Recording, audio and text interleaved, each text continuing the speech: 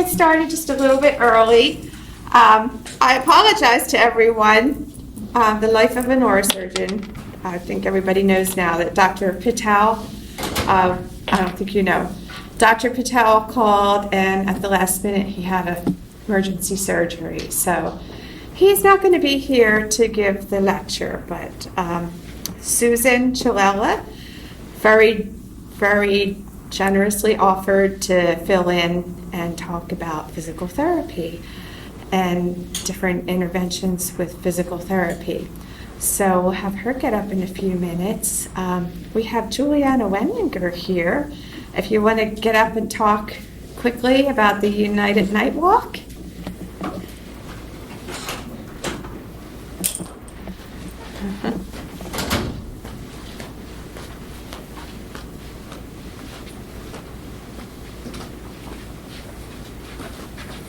Hello. So we're doing our United Night Walk again this year. Last year didn't happen because COVID, but it did happen in 2019. That was our first year, and we did really well. We placed like in the top 10 for money raised, so go team. Plan to do it again this year. Same place, Charleston Medical District Greenway, and now they've got like all the nice grass and stuff out there. It's really nice. The walk is going to be mobility aid and wheelchair friendly. Registration starts at 3:30 and walk is at 5:30. October 16th. We have a Facebook group for it. I think most of you are on the South Carolina EDS page. And the event page is on there. And you can go and you can register to walk as an individual or register to walk like in a team if you want to make teams with your friends or family. We have prizes for, how much money you raise. If you raise $50, you get one of these lovely shirts that Nancy so kindly wore to show off. We're going to have games, raffles, like some little, tattoo thingies for kids. If you're an adult and you want one, that's fine too. There will be some form of snacks there. We're still under advisement. You think anything else about it? Oh, there's a rain date. Charleston weather. You don't know. So if some sort of crazy weather event were to happen, we have the rain date for the next weekend, the 23rd. So, hurricane season. You can get those crazy tropical storms, hurricanes. But the good thing about October is it probably won't be too hot. So, yay for that and dysautonomia. Yeah. So, does anybody have any questions about it? Are you doing the silent auction again? We're doing the raffles. We do raffles. Raffles. Yeah. That's what it was. Raffles. Yeah. Buy raffle tickets. Yeah. Mm-hmm. Yeah, we'll have raffles. Yeah. Yeah, so it'll be fun. So we need volunteers to come and help out. We need people to help set up, take down, work at the raffles, help with registration, kind of oversee the kids' coloring and all that kind of stuff to make sure it doesn't fly all over here and there. Just kind of roam around and make sure everything's going okay. So I don't know if anybody has any musical talent or anything. I'm going to try to see if I can get somebody from the School of the Arts, because I know those kids need volunteer time and everything. So I'm going to see if maybe they could help us out with that. But if you know anybody, it's really extra special if it's a patient too. So, anything that you can offer to help out, we appreciate. And I do have a sign-up sheet here tonight that I'll pass around if anybody is thinking they'd like to sign up to help out. You can sign it and we'll have a couple of meetings, either on the phone or virtual or whatever, ahead of time to kind of get everything planned, okay? So, as you can see, the CSF does so much for us. So this way we get to give back and try to help raise money for them, show them how much we appreciate them, and also get out and get to see each other and have fun. Yeah. Just have fun together. So we're really looking forward to it. Yeah, the first year we did it, it was really fun to all get together and just be around people who understand what you're going through on a daily basis. And then, when we walked through MUSC's campus, I know that we got stopped a few times asking, what are you guys doing? What are you walking for? So even though we're just walking through, MUSC's campus, we're still raising awareness. And I would argue that it's even better raising awareness at a medical campus, because let's teach some doctors some things. Absolutely. And one of the things you can do if you want to buy a symptom marker, and they have symptom markers that we put along the way. So other people who are walking around go, what is this? Headaches, dizziness, so it's another way of raising awareness too. Yeah, and you can do that personally, if you want to personally sponsor it, it'll have your name on it.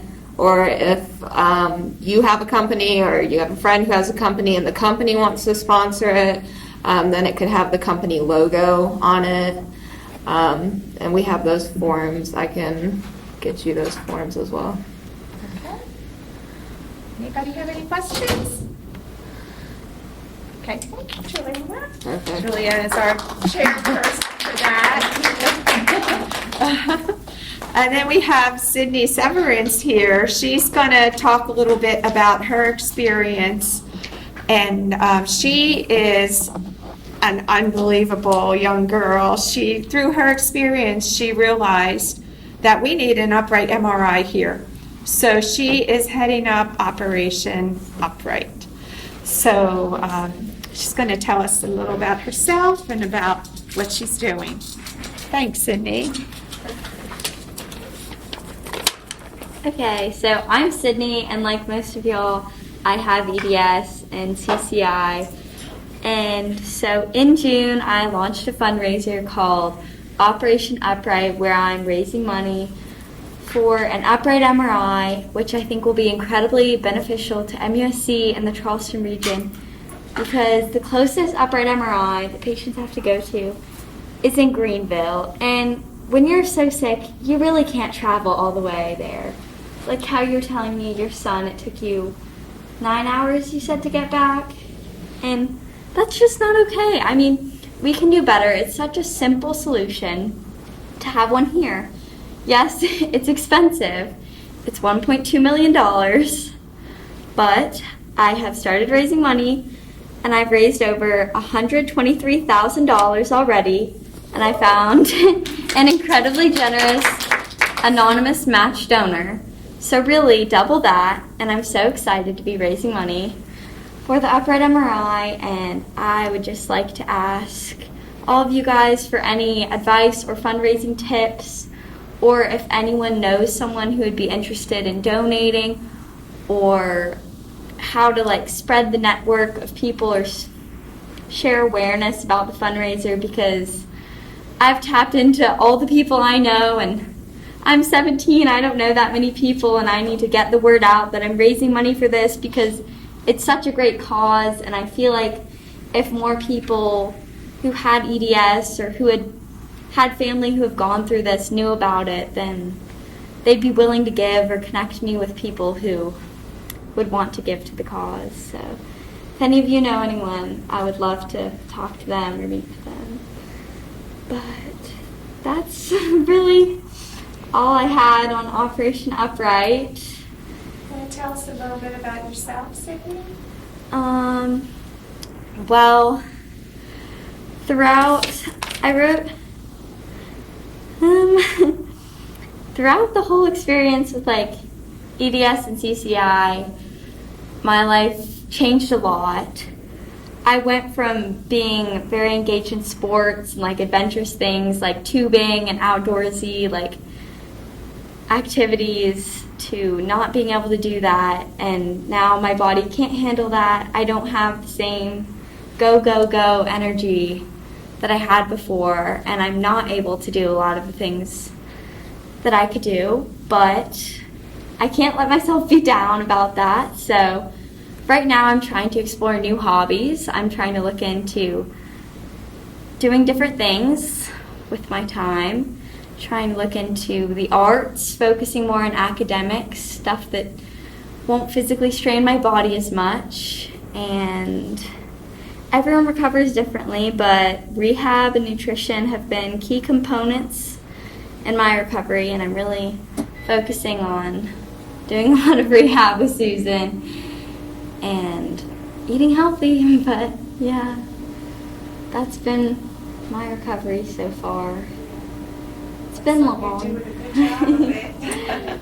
Thank you. It's been long, and I'm never without pain, but I hope that I'll get there eventually. I'm very hopeful. And yeah. I think that's all.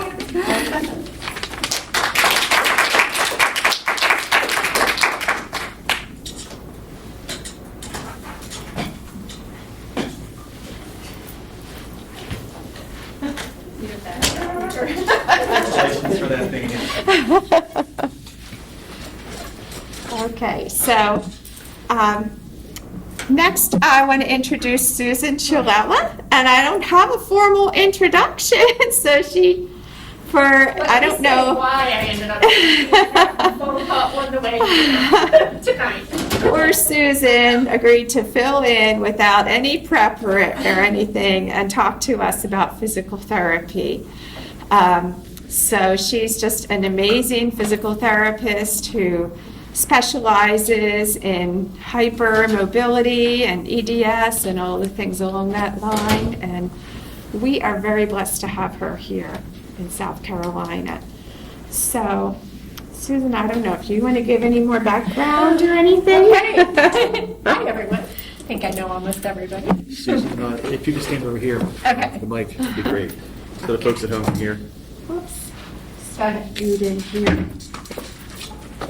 Not that I have a talk, I'm just going off of some things that I've done in the past that have to do with like physical therapy for EDS, spinal instabilities, Chiari, anything biomechanical that has to do with kind of hypermobility and instability at the neurological level, and really what needs to be implicated if you are a physical therapist or whether or not you're a patient, these things need to be implicated. And I know having EDS myself, and then you guys have an EDS, we've had to be huge advocates for ourselves and our treatments, in the medical world in general, whether it be, doctors, physical therapists, any other specialists.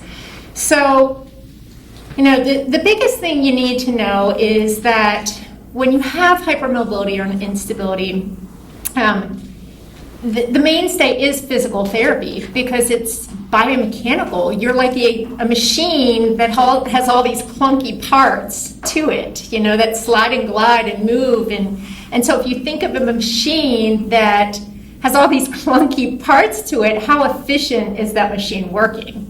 Not very. So if we take our engineers and we have the engineers go in and tighten all of those joints up with so if you think, especially man-wise, take a wrench and tighten up all those joints, does that machine not work more efficiently, right? So what can we do on the physical therapy side that's related, it being creative, something similar to that. So what can we do when our joints are connected by ligaments, so bone to bone. And of course, we can't go in with a wrench and we can't tighten them. And we can't really do anything about the integrity of those ligaments unless it's surgical. People talk prolotherapy, proliferating that type 1 collagen, tightening the ligaments that way. It's very expensive. A lot of people can't afford it. And is it, 100%? No, nothing's, 100% in this world these days. But what we can do in physical therapy is, I always say we can add glue, or we can bubble gum and glue stick things. So in physical therapy, we can talk about maybe from the beginning, making sure that your therapist is looking at some type of or some levels of bracing and supports for you. So when we talk supports, we're talking more about a flexible support, something that's going to facilitate your muscles to teach you or add awareness for you to be in proper alignment or proper postural alignment. So that's more like a support. A support is not going to hold you there. A brace, when we're talking, so this is kind of my lingo. When we talk brace, I think of brace as being more rigid. So your braces with hinges, your braces that have a hard kind of exoskeleton to them. When you have that type of brace, that's kind of your highest level of support. That is your exoskeleton. That supports that joint that is faulty and not doing what it needs to do. And so as a physical therapist, and everybody's different. I have to, when I evaluate a patient, I get to know my patient. I have to know what that patient's daily function looks like. Are they bedbound? Or is it that maybe they're up a little bit during the day and they're just moving around within the house? Or is it that they go to school, and an active child, all the way up to somebody who participates in sports somewhat. So it's very important to kind of look at that function and the demands on the body for that function, and then wisely pick your supports versus braces, okay? So supports can be, something like an insert for a shoe. And if you pick the wrong insert, you're going to have issues, especially if you think of EDS. We have a problem with collagen, so it's defective collagen. And so when you're talking defective collagen, right, last thing you want to be standing on is something as hard as cement, or an insert that has like a hard plastic, form to it. What you want is something that's going to be more forgiving to your body, but also allows you to support your foundation. So that's kind of your support, all the way to like a sacroiliac joint belt to help control your pelvis alignment. And can you rock your pelvis all over the place? Yes, you can in a support.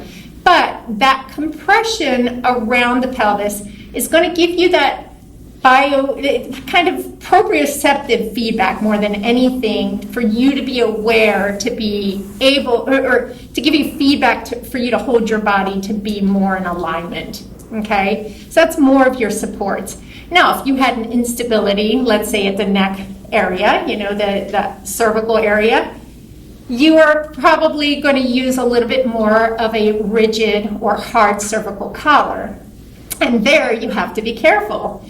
So if you're going to be using something so rigid that's more like an exoskeleton, you have to be careful that you don't wear it for too long, because that rigid, hard brace is going to do the job for what the muscles need to do. So if you stick it on and you wear it day in and day out, you've got to expect that you're going to weaken over time. And then when you go to take it off, what's your result? You're going to be hanging on ligaments again. So I'm going to back up. When you look at joints, okay, joints are connected by ligaments. Now, when joints are not doing their job because they're defective, okay, what is your backup system? Backup system, and the only backup system is muscles, okay?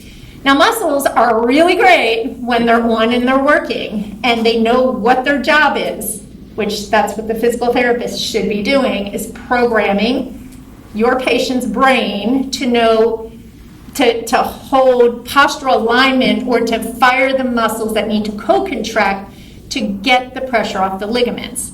Okay, so if you're wearing the brace and you end up weakening those muscles, you're just kind of flouncing all over the place, and again, kind of stretching out or damaging the integrity of the ligaments in general. So it's that catch-22, where when you're in the collar, it feels, it's not fun because it's rigid, never feels good. But number two, if you wear it for too long and then you weaken, you have no backup system. There's nothing you can do. So you have to be smart about, you know, the wearing schedule on that. So you have to have a physical therapist involved to, one that understands hypermobility and instability, but to really be able to explain to the patient that the use of a rigid brace in general would be for your higher level of activities typically, and to really support, you know, the ligament structure or the alignment of the posture, okay, to keep pressure off those ligaments. But it's not only the ligaments. Ligaments are there to also support your neurovascular system, so your nervous system and your vascular system. And if your ligaments aren't doing their job and you get all this slide and glide going on, you're also getting all this slide and glide going on that's compressing and stretching the nervous system and the vascular system. So therefore, we end up having all these neurological issues, especially with CCI, craniocervical instability, and, you know, AAI, and all those higher cervical areas that actually sit so close to our nervous system that deliver all the messages south at that brainstem medulla level, as well as, sorry, that's echoing, as well as the vagus nerve, right? And both those things are responsible for what make you tick. So it's your brainstem, it's your autonomic or your automatic nervous system. Anything you don't have to think about that makes you go, that's your autonomic nervous system. So when that's being aggravated, stretched, compressed, kinked, whatever you want to call it, it's not going to be happy. And think about it as an electrical system.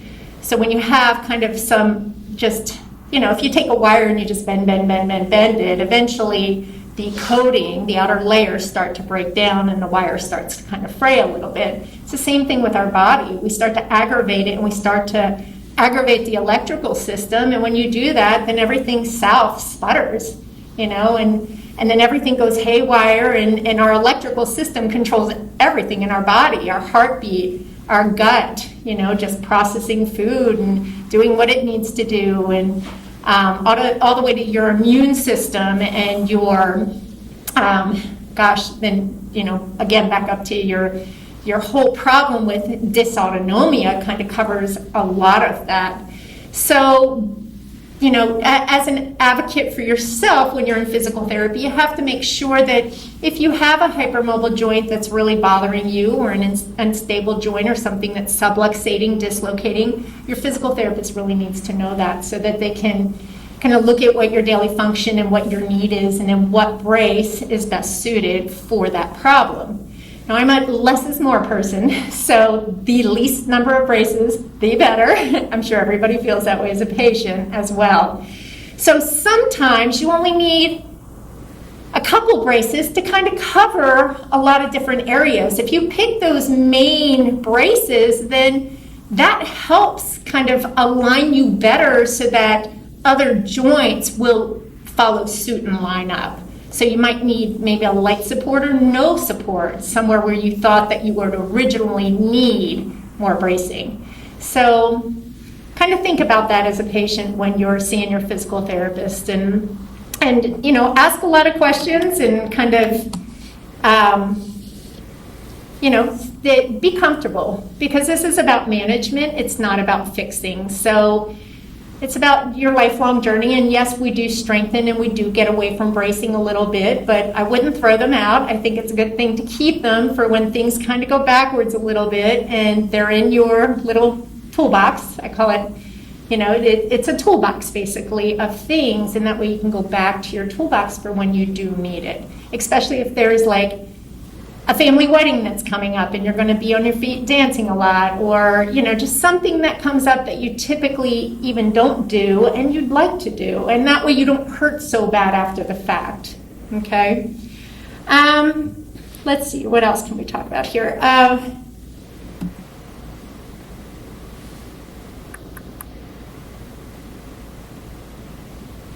You know, it's important to share with your physical therapist too what your goals are. So say you are bedbound, but your goals are to be able to get up and maybe go to school and sit at the kitchen table virtually.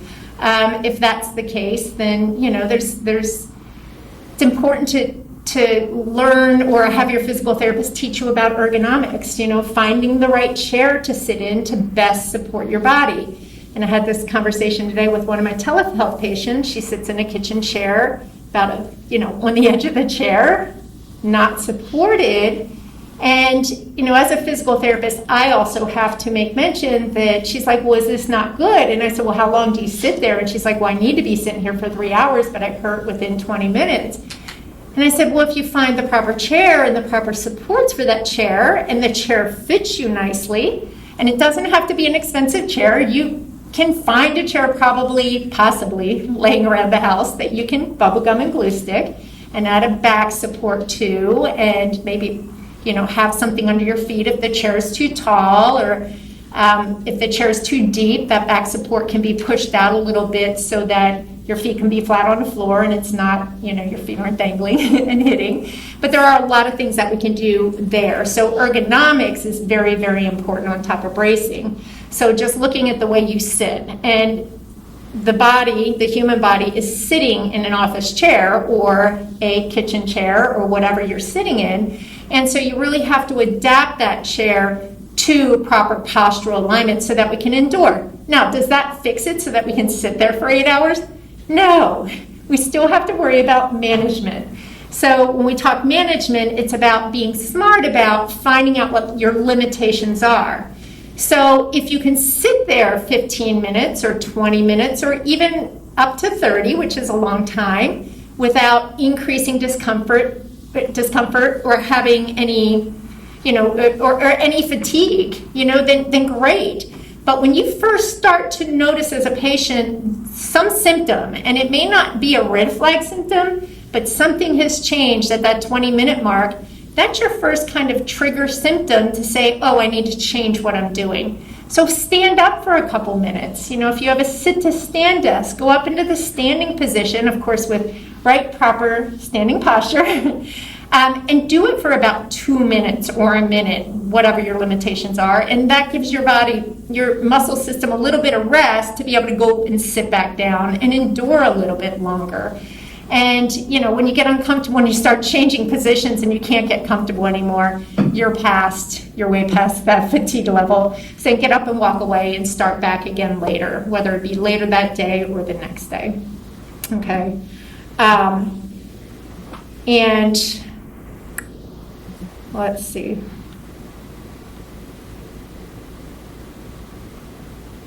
The other thing that's really important in management is, especially with POTS, with postural orthostatic tachycardia syndrome, is make sure that if you're symptomatic and you're having some issues, in your management program, make sure that you have your compression garments, whether it be leggings or just socks or whatever you use, Sacralock or SI joint belt around your sacrum, and pelvis, something to give you compression to help pump the blood volume to go north, okay? So always have those, think about those ahead of time, have those available. The other thing is blood volume, very important. Electrolytes, keep your fluid intake up so that your blood is circulating. When your blood volume is down, it's really hard to push it up. Okay, so if you're using those two things in your management system, if you have a problem with POTS, make sure you have your compression garments and make sure that you're using, you know, electrolytes and keeping your fluid intake up. Okay.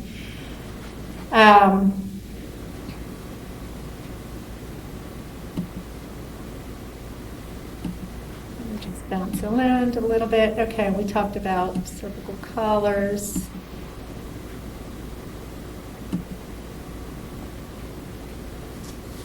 All right. So let's talk about a couple things here.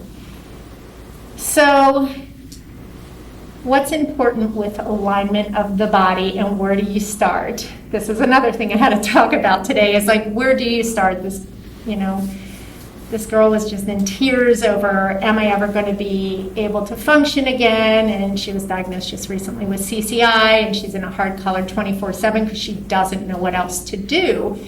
And that's the thing. It's like me with like music, the music industry. I wouldn't know where to start to play a note. That was many years ago when I played the flute. But these days it's like I hear music, I love music, but I wouldn't know where to start to kind of get myself going again. You know, where's that foundation? So when you think about something new, you always have to have a foundation to build upon.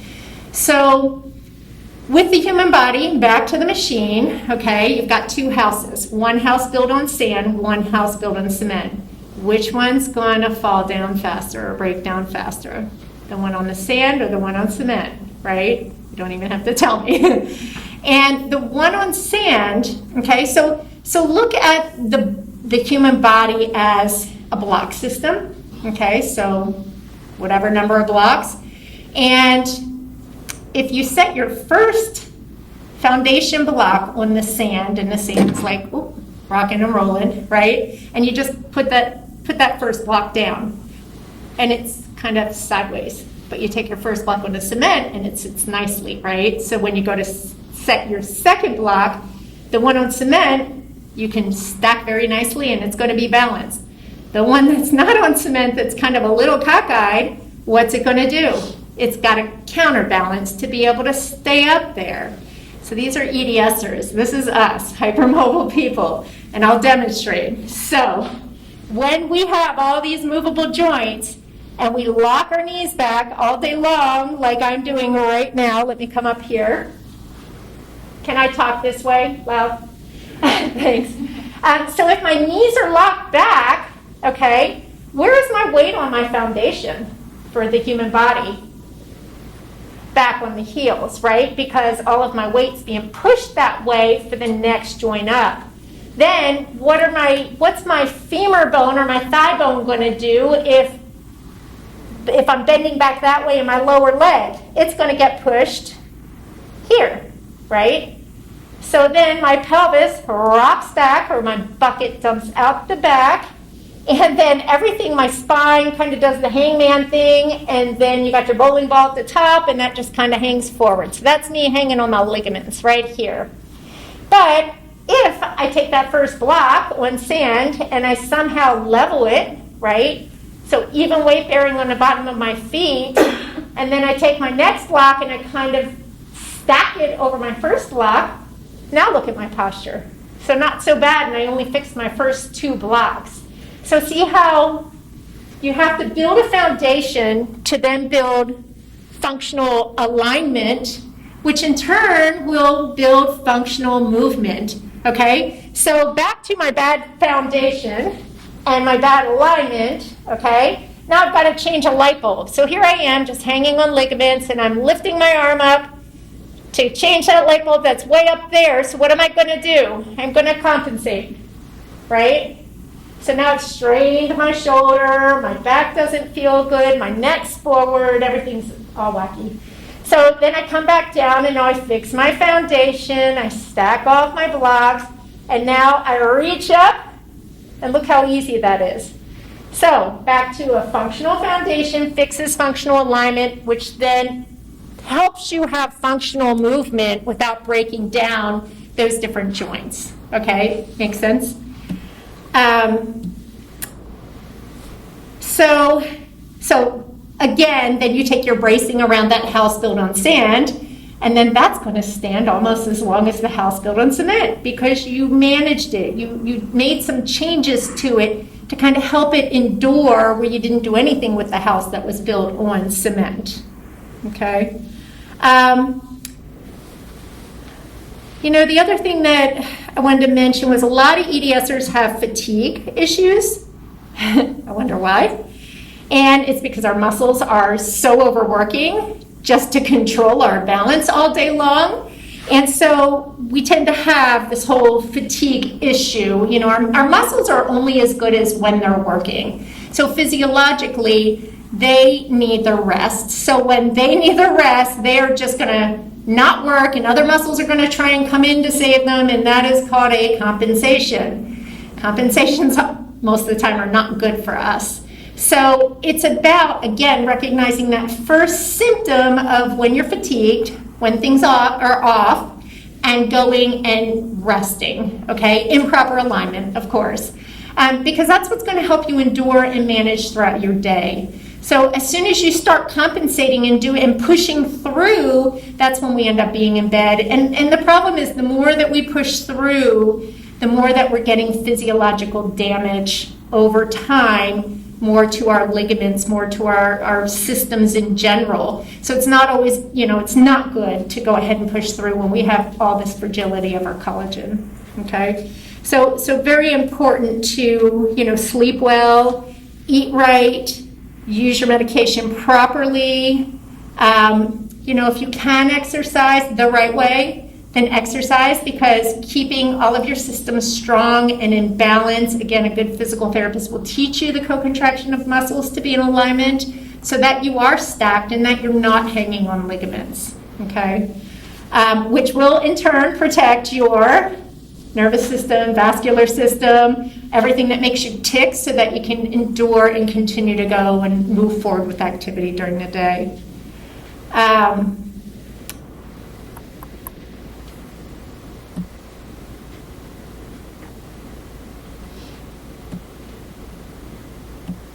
I can't get this to switch. Okay, sleeping, very, very important. Watch your alignment, okay? You want to really try to support yourself in spinal alignment, okay? Try not to be contorted.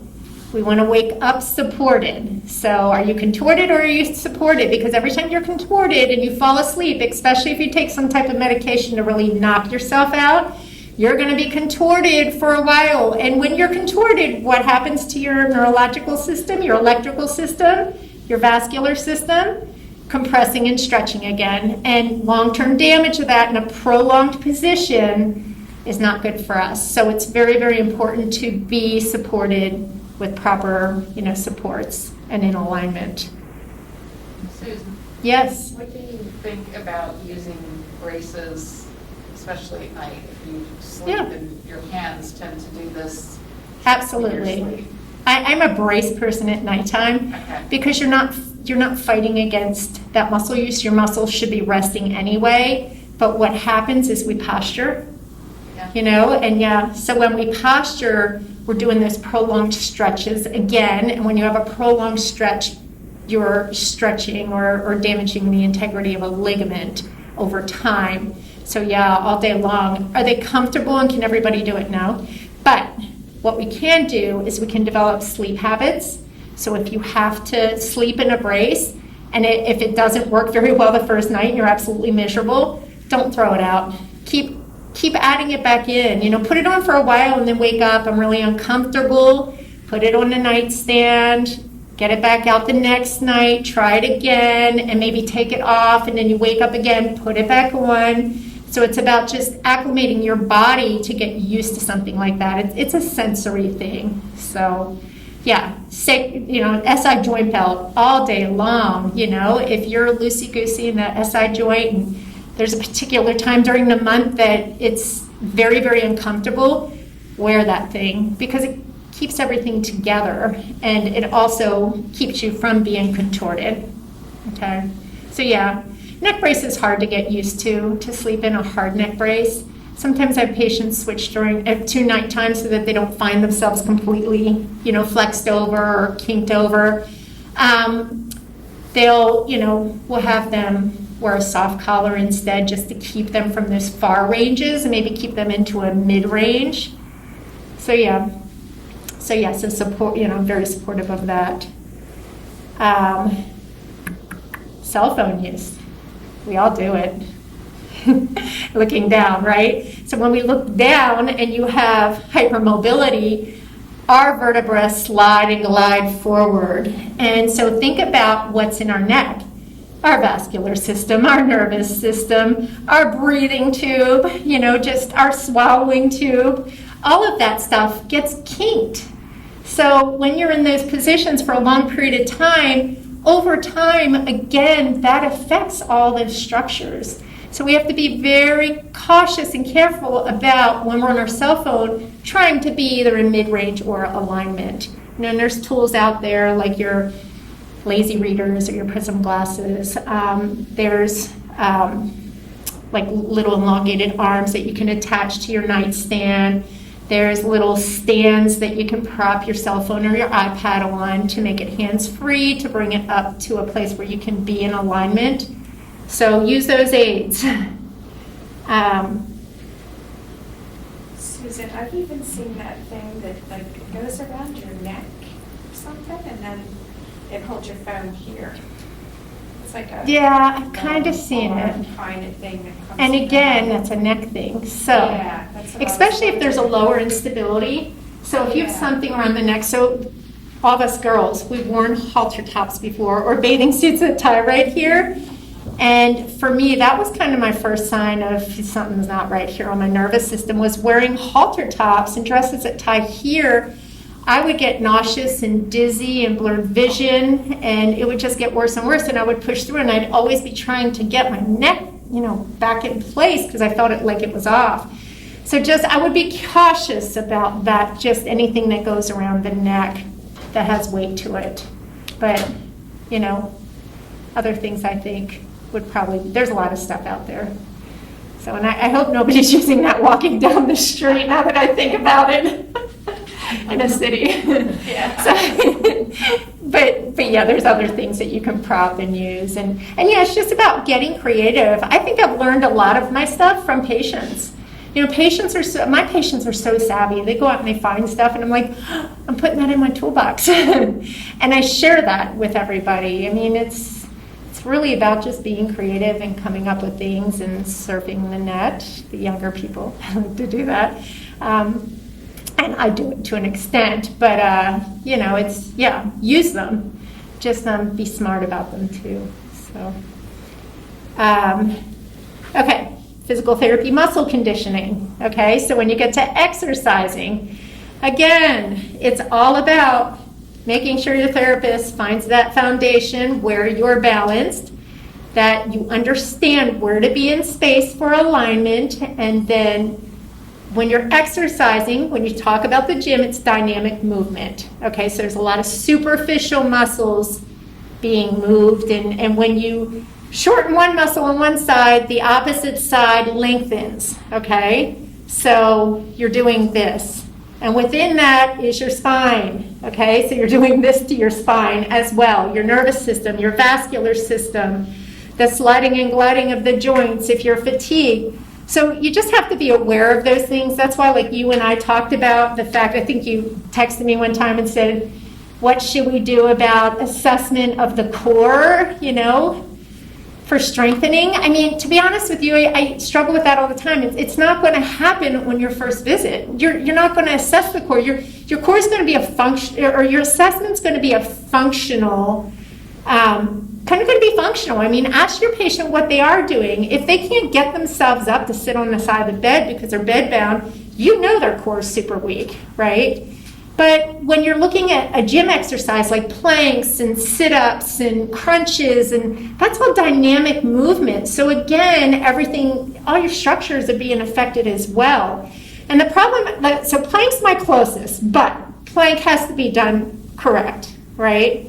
So you have to understand first, and it takes time to teach patients how to be in proper alignment, where to start, how to fire deep stabilizers, and recognize that deepest layer of muscles around your nervous system to protect it. They have to understand how to feel that, how to engage it, how to be in alignment, okay, before you can ever add dynamic movement. And even then, with dynamic movement, you have to stay mid-range. If you try to go big ranges, you're just going to aggravate everything. You're going to compress and stretch and all those things that kind of break us down.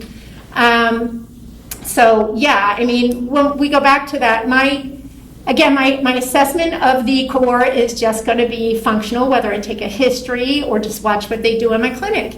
And so over time, once they learn proper principles and foundations of how to move and where they need to be to protect themselves, Then we can incorporate and teach a plank at the lowest level and then start building upon levels. Now, you're starting at the first level because number one, you got to teach all of your clunky parts where to be in space, right? And to stabilize.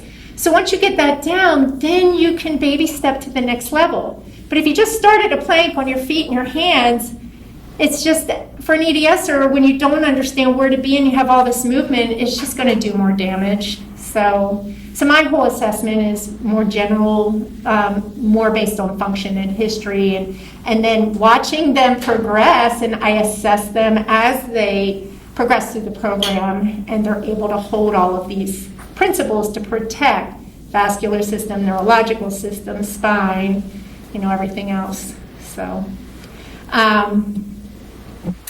yeah, it's interesting. One of the big things is this whole forward head posture. When we look at the implications of or patients being diagnosed with craniocervical instability, atlantaxial instability, Chiari malformation, all of that, still everything has to be kind of balanced out and in alignment to decrease the amount of pressure and damage to the nervous system.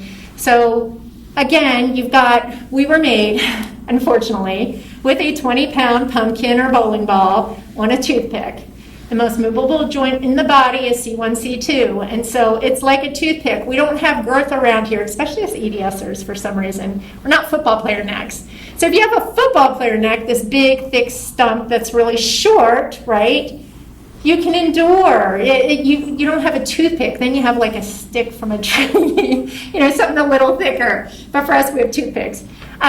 So if you think about like the lumbar spine, the lumbar spine it's debilitating for us, but not as much as up here for us. And I think that's why, because we just don't have that girth and the structure and that muscular system to really support this 20-pound pumpkin, on the stick. So we've got to be really, really smart about alignment in that sense, and we have to be really, really smart about understanding how to engage the deepest stabilizers of the neck, and then how to use them, how to contract and hold them in like a tight metal coil to hold that up there. And again, then to recognize when you're fatigued and when to lay down or put your collar on. So it's about management, okay? So posture is very, very important. Things to avoid. Let me see here.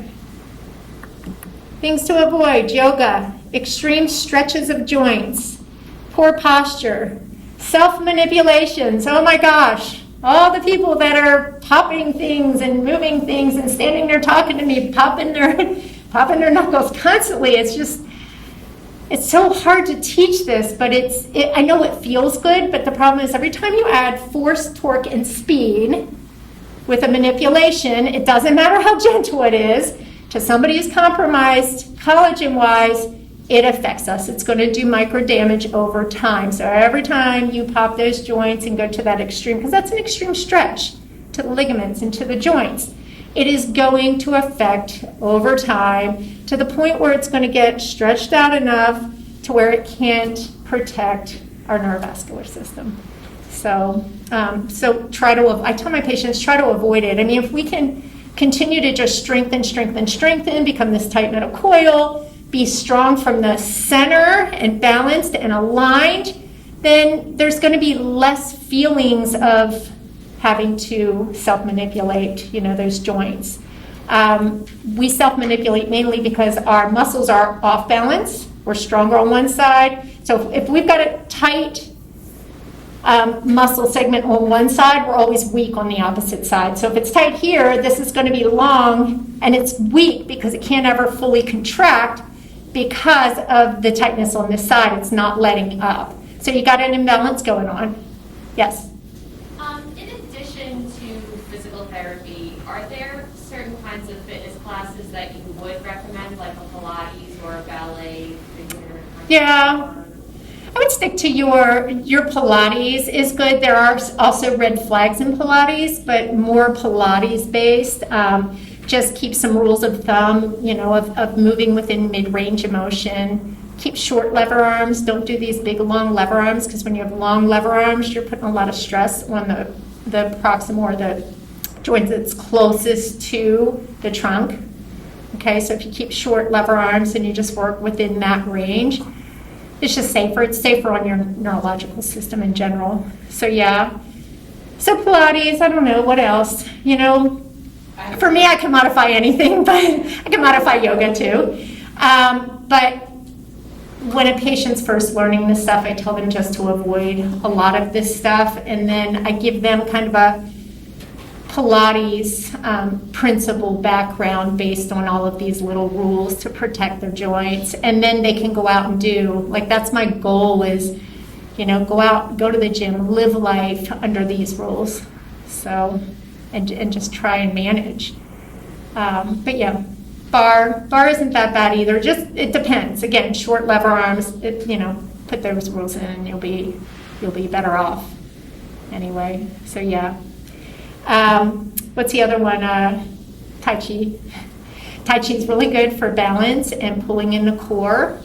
So yoga is good on the side of not stretching, but more of the positions, but the mid-range positions, not the big, long. I mean, because you can put yourself in a mid-range position and not do these long lever arm positions with these big stretches. Just take if you get to the stretch, come off the stretch, and then hold that posture that they do. So it's another way to look at it. Let's see.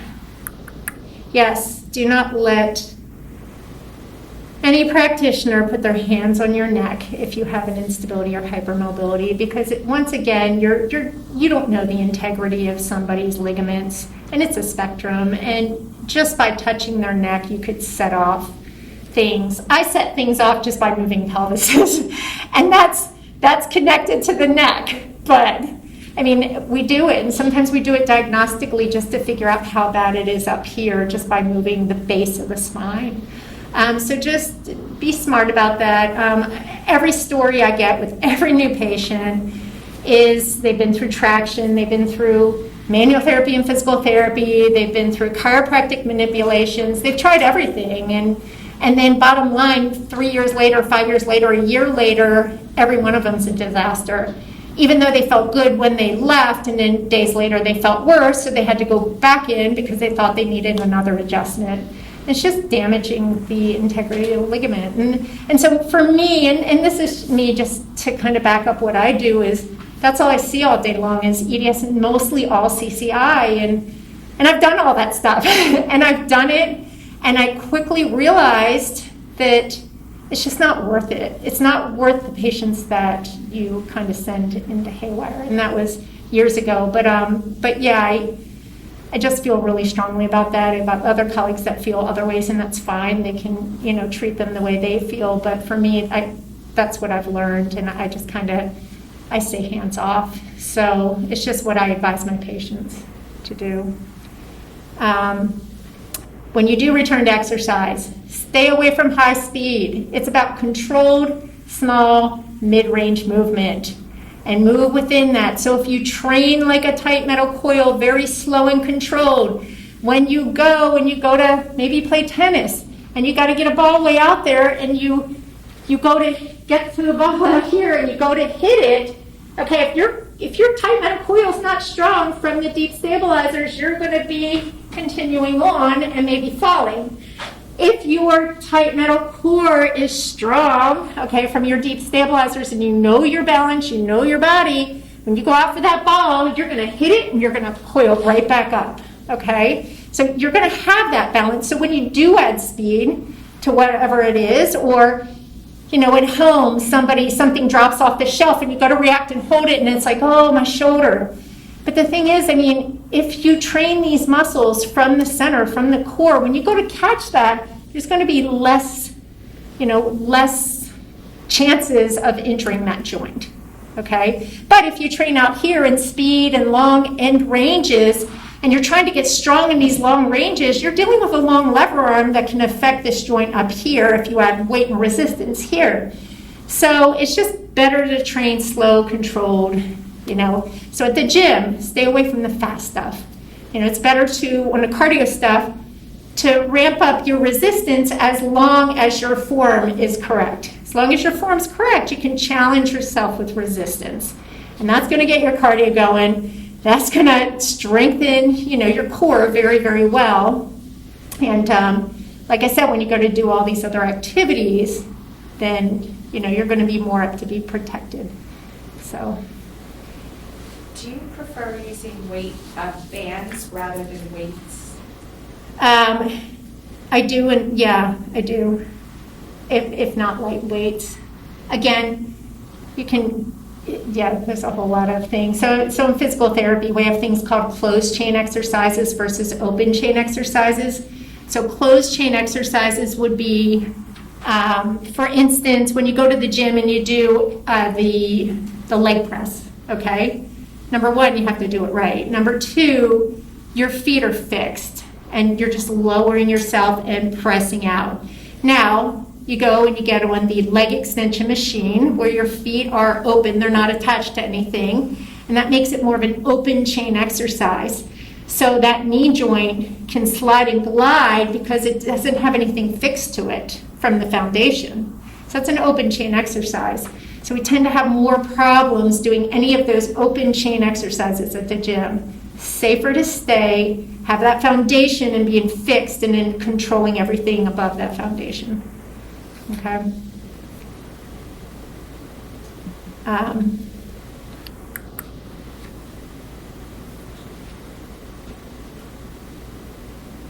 So really, physical therapy improves muscle tone, reduces postural sway, the swaying aspect of us. we have more sway with us than others just because we have all those movable parts. And it helps stabilize joints. Also, I'm a big proponent of, using acupuncture, biofeedback, physical therapy, like anything you have to kind of like put hard work into, or something that's not going to like cause damage to you. I mean, put the work in. Don't go for the quick fix on things. And also that if you do it right, it's going to decrease the need for medications. And really, we already have lists of medications that are pages and pages long. We really want to decrease that. So finding these other things that work for you, and maybe acupuncture didn't work for you this time with this clinician, but you go find another one. Try a different one so that they can try different things on you. Massage therapy, again, just keep it under control. Deep tissue isn't the best for, defective collagen. So kind of keep it within, not more is better for us. It's about managing. Bottom line is everything that we do, we need to really pay attention again to alignment and protecting our neurovascular system. That's what makes us tick. So I think that's all I'm going to cover since I just only had about a half hour to think about this. Anybody have questions? Was there anything that you found to be different with how you do physical therapy versus how other people do physical therapy as it pertains to EDS and these other kinds of disorders? Yes. That's like a whole nother talk. and only because of my journey. I mean, like Sydney, I had my journey started when I was young and had I was an athlete, had some dislocated joints and had some surgeries, and my biggest thing was my stroke at 33 years old. But prior to that, going to physical therapy school and then having a sport background and then morphing into this whole industrial engineering world of like paper mills and factories, and it was just the coolest experience to work with big machinery and the human body and trying to marry both of those together to find the right biomechanical situation for whatever that job demand was movement-wise. And that's my love. My love is that biomechanical kinesiology, physics of the human body, and it's a machine, and that's how you have to look at it. But you also have to know what materials are in the machine and what you're dealing with internally to be able to understand all of this.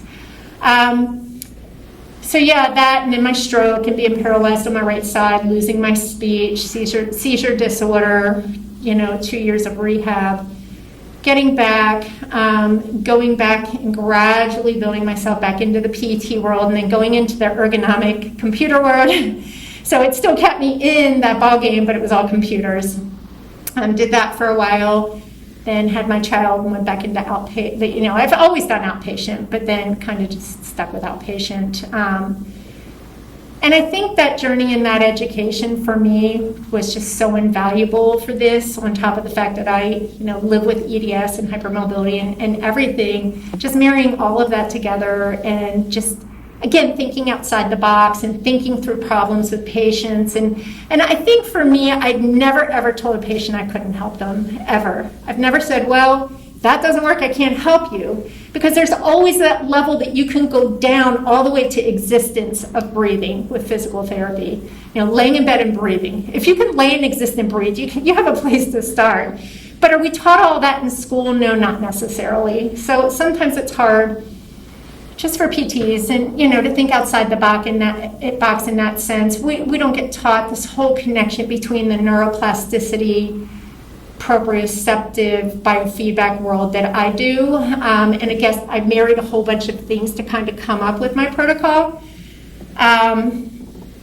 So yeah, it's just not something we're taught in PT school. I'm hoping to bring it to the physical therapy world in the next year or before that, depending on trying to be owner of a business. It's just all of my other spare time. So what are your recommendations for people who can't see you as their physical therapist on how to find the right physical therapist? That's tough too. So I have tried to work with other physical therapists and trying to get them to understand a little bit of this. And I've realized that I really had to back up and I had to build this scientific foundation of why I teach what I teach, and then, kind of have them go through a course. And because my biggest fear was the few therapists that I did work with in the beginning, they were taking what I taught them, but they were still just holding on to what they already knew, but they were missing all the other stuff. So again, it was not good for the patient. So then there's a liability issue to the patient. That's the last thing in the world that I would want. So it just needs to be formally taught on the neuroplasticity side. So it's really hard. I think the best one that I had that I worked with was a pediatric PT locally. And it was a mom whose daughter came to see me, and she sees a therapist, and we met for a half hour, and we talked about, and I understand the pediatric world a little bit because I did that early on as well. I do a little bit of everything, I think, just to kind of understand it. You don't have to do it forever. You don't have to have a passion for it, but it definitely does give you an appreciation of what goes on at that level. And so, yes, I do see kids now on the EDS side. Do I have a clinic for kids? No, but we make it work. But yeah, I think my PTs that understand it the best when they learn it are the pediatric PTs and the neuro background PTs, so my stroke PTs, rehab PTs, outpatient home health that treat a lot of neuro. They're the ones that kind of get it sooner.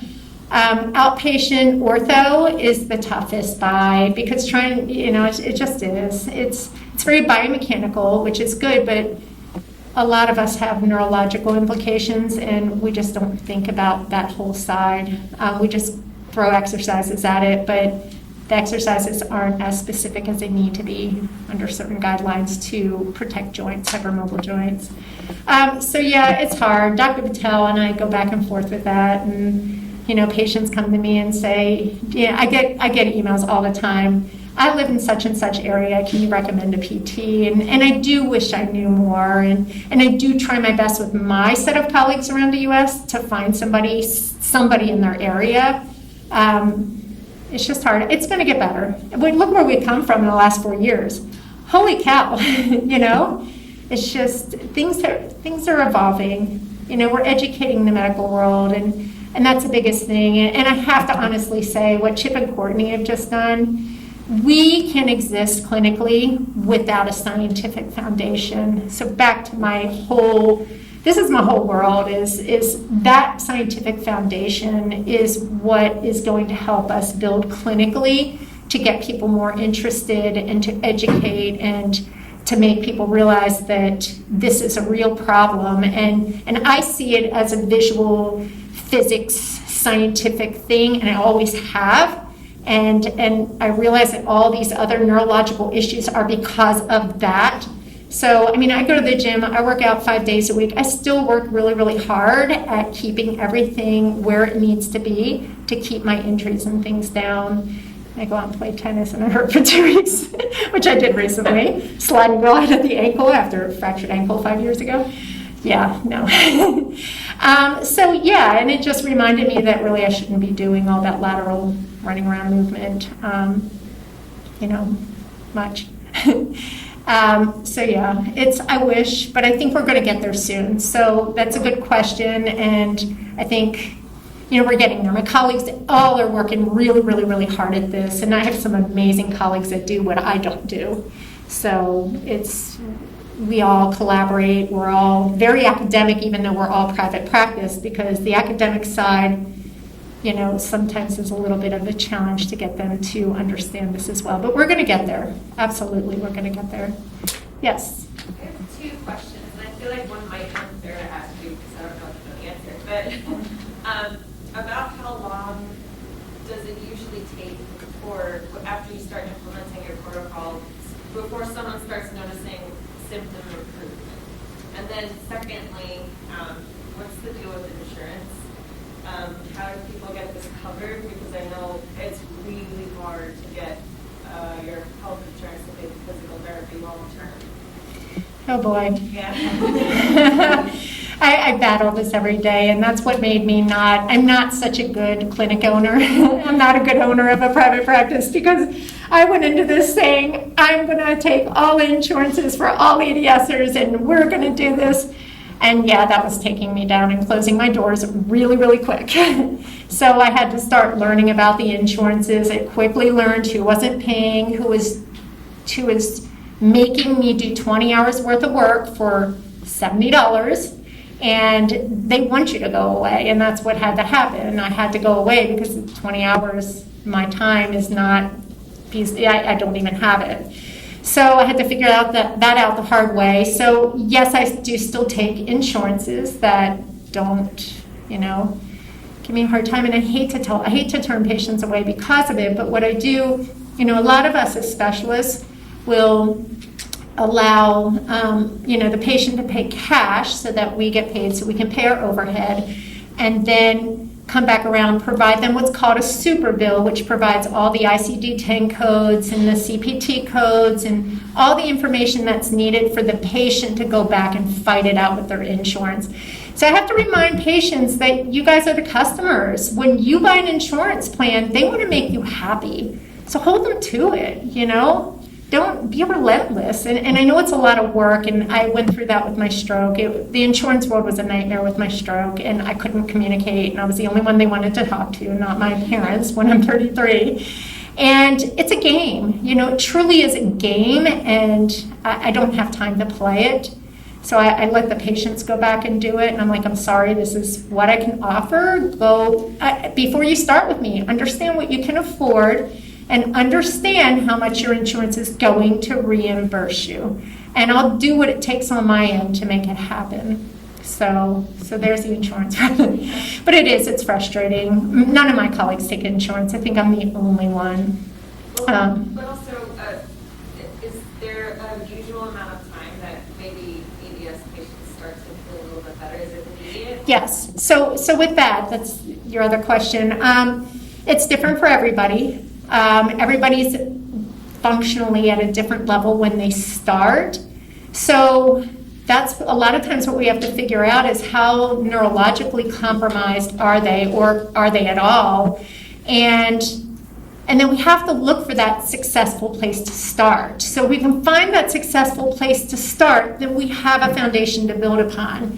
And then we baby step it based on all of their comorbidities and problems and symptoms and everything that you look at.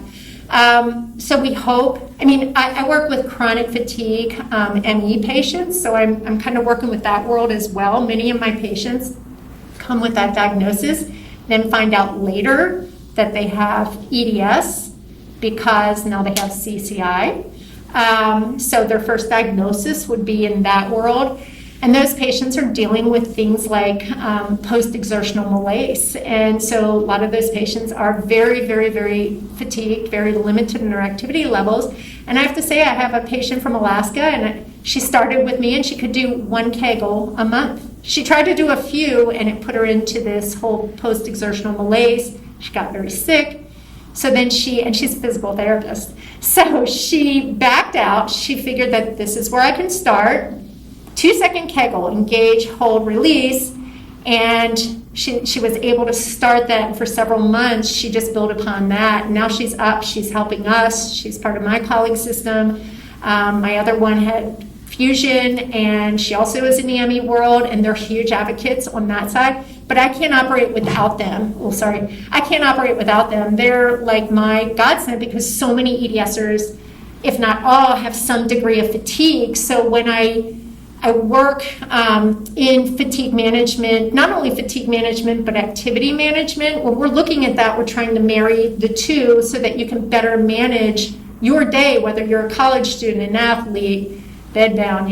It doesn't matter. It's all that you have to institute some of the same things, but then you have to think outside the box with other things like POTS and other problems, and be able to give these patients these coping strategies and a place where to start. So like with my regular outpatients that come in, yes, it varies. On the average, I'd say it takes about 6.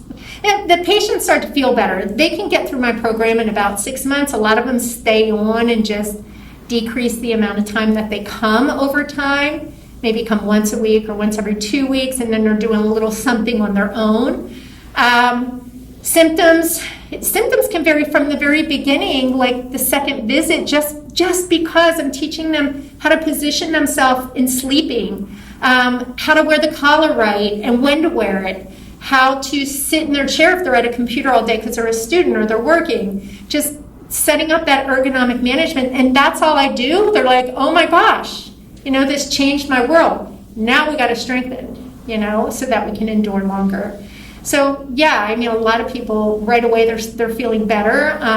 The ones that aren't, we just got to keep looking we try different things, and we just keep looking for things to grab onto to find a successful place for them to start. So I hope that answers your question. Anyone else? Good. Thank you. Thank you, and sorry about all over the place.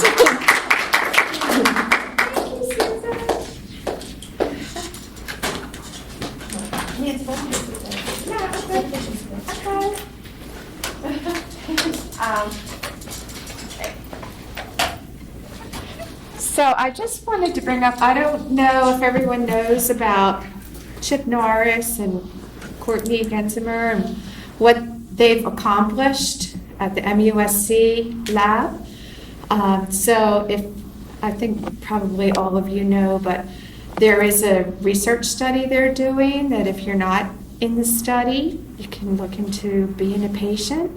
And it's really exciting. And Chip has a goal of making MUSC a center of excellence. So that is really exciting. He wants to bring in more research. Yeah. And we have them speaking on a virtual lecture on September 2nd. Oh, awesome. So everyone can access. Okay. That's great. Thank you for that. Thank you. Yeah, so, I can see great things happening all around. It's come so far since my daughter was diagnosed 10 years ago, 11 years ago. Things have come so far, and I think everybody has every reason to hope for a much better future, more discoveries, more treatments. I think there's a lot of hope, and I think we're very fortunate here to have people who are so knowledgeable and have all these intentions to make a better future. So I just wanted to give you that. So please, we'll have probably, unless anything changes with COVID or anything, that they have to cut off meetings, we'll probably have our next meeting in November. Typically, we would have them every 3 months, and we often get together sometime in between for patient to patient. But this time, we're going to have our United Night Walk on October 16th, so that'll be our time in between. And in the meantime, if you want to go into our virtual meetings that the Bobby Jones CSF does, you can check on the Bobby Jones CSF website and look at the events coming up and support, and you'll see them listed there, and you can sign up to join in. Okay? All right, well, thank you so much, everyone. It wasn't what we expected, but we really appreciate Susan. Thank you so much.